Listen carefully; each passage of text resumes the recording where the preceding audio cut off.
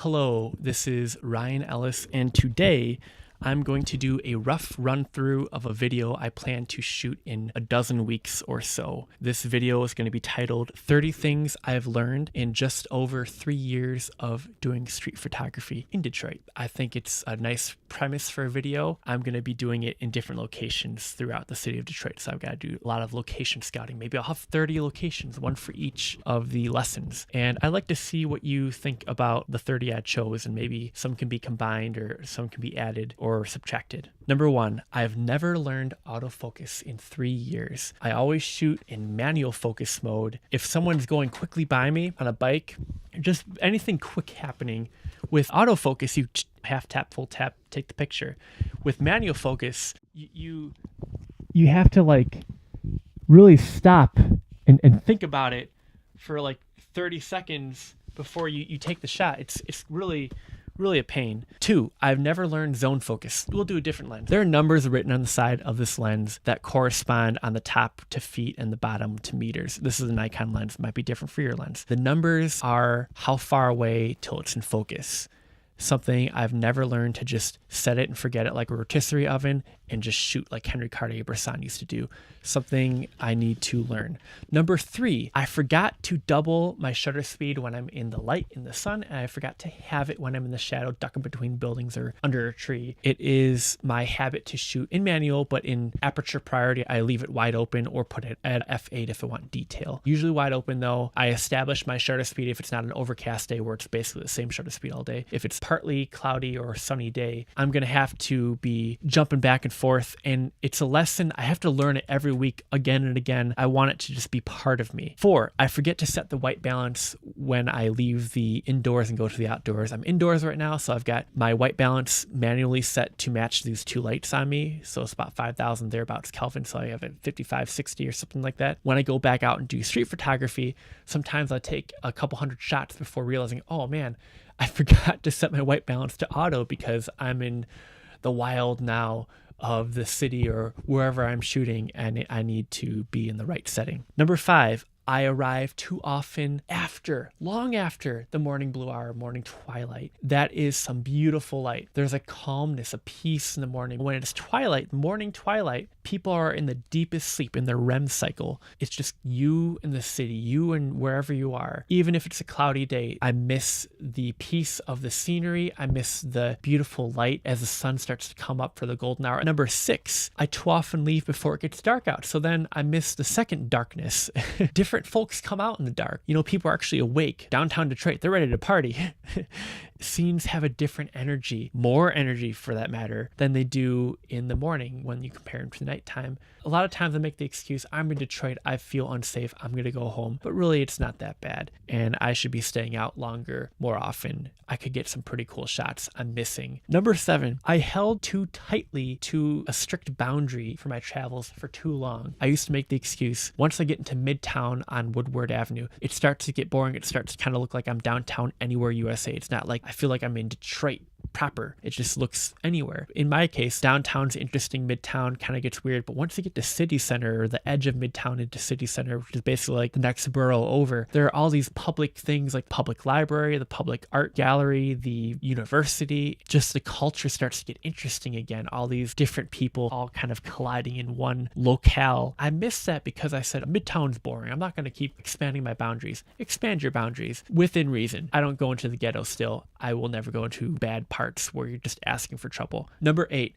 many months I had too few batteries to get through an entire winter day in Detroit. It's really stupid. I could have gotten the very best thing for a new photographer, which is experience. Not sitting at home learning from other people. No, get out there and do it. Experience. Instead, I would go inside, grab a bite to eat while brainstorming for my next teaching video, which was actually helpful to get time to brainstorm. But I relied on that too heavily and wouldn't prepare until the day of because I knew I would run out of batteries and I'd inevitably wait for them to charge. It was stupid. I could have had experience. Number 9, I used almost zero sunblock for the first 3 summers and got sunburned, not every week, but after a while, it just kind of got worse and worse, and I got really, really dark. I have melanoma if I don't have it already. But wear sunblock. Once you rub the sunblock in, it's invisible. There's no stigma to it. Wear sunblock. Speaking of stigma or stigmatism, though, I too often do not pack sunglasses because I make the excuse, which is a very valid excuse. It puts a wall between you and the people you're interacting with, and it might make you look like a creeper. Either scenario, not very conducive when you're going up to strangers saying, "Hey, can I take a street portrait of you?" I do not wear sunglasses, but if you don't wear sunglasses on a bright day, your retinas are going to get damaged, and over time, that really adds up, and you're going to have to wear sunglasses at night. Number 11, too late in the game, I discovered the wonders of cotton balls. Another way to protect myself on windy days in the spring or winter in Michigan, in the Midwest in general, different cold parts of the world. When the wind kicks up, it can get to your ear canal and stop you from being as productive because of how painful and paralyzing it can be. So taking off little pieces of cotton ball and putting it to each of your ears really is a good and wise practice to do in certain cold environments. 12, I regret that I did not embrace local events and resources and businesses sooner. There are many great art galleries in Detroit that I visit all the time, every single week, in fact, and I get to see the same pictures again and again and get more out of them. Believe me, you'll get more out of a lot of the things from successive viewings, and I get to meet other creatives in various fields, and it's very enlightening and enriching for me. I've been inspired by other people's art that I never would have if I didn't go out and actually see it, and businesses too. I regret not always giving out my business card. I was always afraid of commoditizing being a nice guy when people were trying to take a picture with their camera phone and volunteering my services and doing it for them, and not thereafter saying, "Hey, I'm a photographer, as you can see, here's my business card." I always would say to myself, that's just making it about business, and I don't want to do that, but maybe I should. I give out at least a conservative estimate, 1,000 business cards in person a year. I don't know if that's a high or a low number, but that's mine. I should be giving out even more. I should be getting more business. But here's the ironic part. Number 14, I've been bad at emailing people back. I get maybe a half dozen at least business cards I've never gotten before every week from doing street photography in Detroit, and I hardly ever email people back. It is my bad. I should change my habit. Number 15, I am not enough of a team player. Too often I want people to collaborate with me like the auteur that I can be, but too few times do I ever collaborate with other people. I could really learn by being more of a team player. 16, I have yet to really shadow a professional photographer. I've helped out a professional photographer. I've shot with a professional photographer, but I've not really had day in, day out, long-term exposure to a master of the craft of photography, something I think would very much accelerate my growth as a photographer. Number 17, I've yet to set up a personal photographic website, which when I give out my business card to people makes me look a little bit silly, I have to admit, when I have my little social media, but not my name, photography.com. It just is not a good look. 18, I've yet to embrace the wisdom of protection for the front elements of my lenses like an ND filter. I always take them off right away. I say, oh, that's just going to get between me and the picture, but really it doesn't really degrade the picture from what I understand, though I feel like I may have damaged some of the front elements on some of my lenses from not protecting them as I should have this whole time. Number 19, I have made the mistake of playing in the rain. Do not play in the rain. Do not shoot in the rain. I ruined the camera that's shooting me right now. The LCD screen on the back no longer functions because the Detroit Jazz Festival is going, and I'm like, oh yeah, all these people, I'm going to take some cool pictures. Well, a torrential downpour came and I was still using my camera and the LCD screen ended up dying, and it's very sad and very expensive. And this is a wall wart now. This camera cannot leave this room basically. It's stuck here forever because I played in the rain. Don't play in the rain. Either get coverage in the sense of insurance for your camera or get coverage in the sense of some sort of actual waterproofing, not water resistance, waterproofing for your camera. I don't know how it works or if that even exists. Otherwise, don't play in the rain. Number 20, I have not often enough lately printed and given back pictures I've taken of people, portraits I've taken of people back to the people. In my early days of shooting, I made a lot of connections, a lot of friends that I still have to this day from giving regulars that I still meet, back their pictures. I need to start doing it again. It's the neighborly thing to do. at the very least, anything else notwithstanding. Number 21, I shot a few times in bad shoes. Big mistake. Good boots are key. Now, last week I shot in the rain this past week in Detroit. My Red Wing boots, I love Red Wing boots. Shout out to Red Wing. Got soaked so bad. That was Saturday. Today's Monday. They're still soaking wet. So I took them into the shoe store, Red Wing shoes, and the guy walked in the back.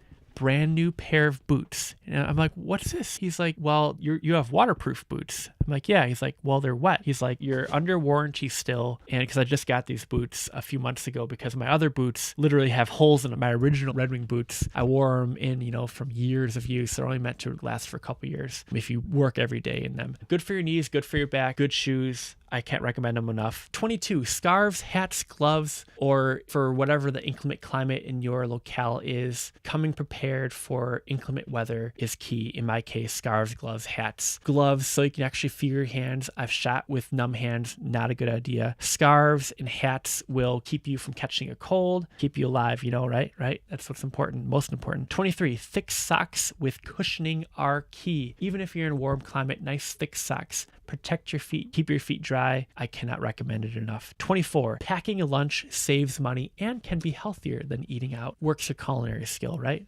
25, I did not do enough homework on the locales I visited so often. Learning about places changed how I shot places. It really does. As Bill Rauhauser said, and I'm paraphrasing, to be a student, to be a reader, to be a learner gives you more information upon which to make your decision of what to take a picture of, which leads into 26, meet your heroes. I know they say don't meet your heroes. Don't listen to them. Listen to me. Meet your heroes. I never met Bill Rauhauser while he was alive. When I first started doing street photography in Detroit, I said I need to have a Detroit street photography hero. Who's big on this in Detroit? And I looked up and I found Bill Rauhauser. And at the time, he was still alive. And I said, well, I could send him an email, or maybe I could ask him, let's get lunch and I'd like to pick your brain on things. But I'm like, no, I'm not good enough yet. I mean, I was teaching at the time, but I'm like, oh, I'm not good enough. Well, he tragically, before his time, years before his time, died about a year later into my own photography exploration, and I never got to meet him. In fact, whenever I meet someone that knew him, I shake their hand so I can get the stardust, oh, you shook his hand, well, I'm gonna shake your hand.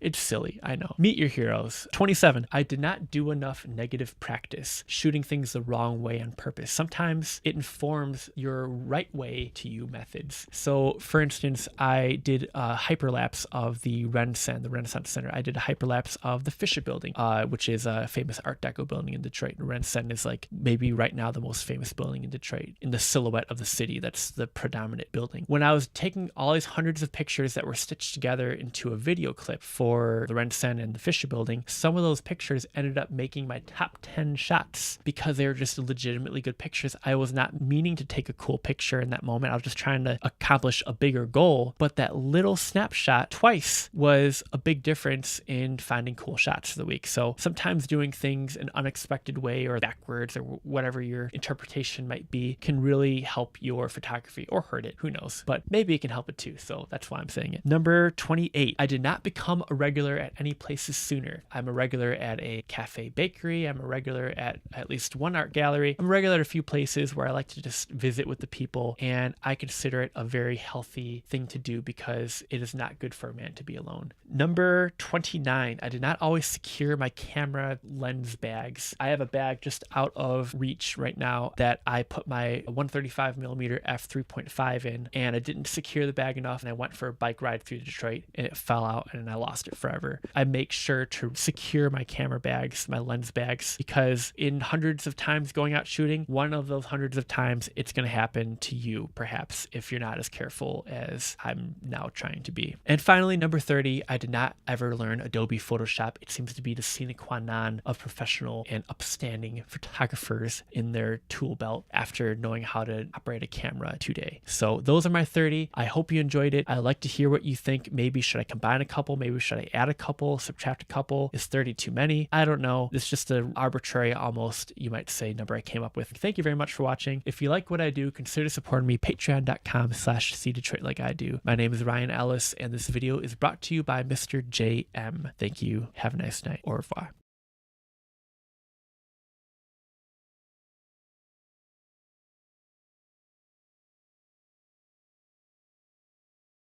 By the way, this is banana wood that I got from Blick on Saturday. It doesn't really smell like bananas. I think it's cool because I always wanted to have a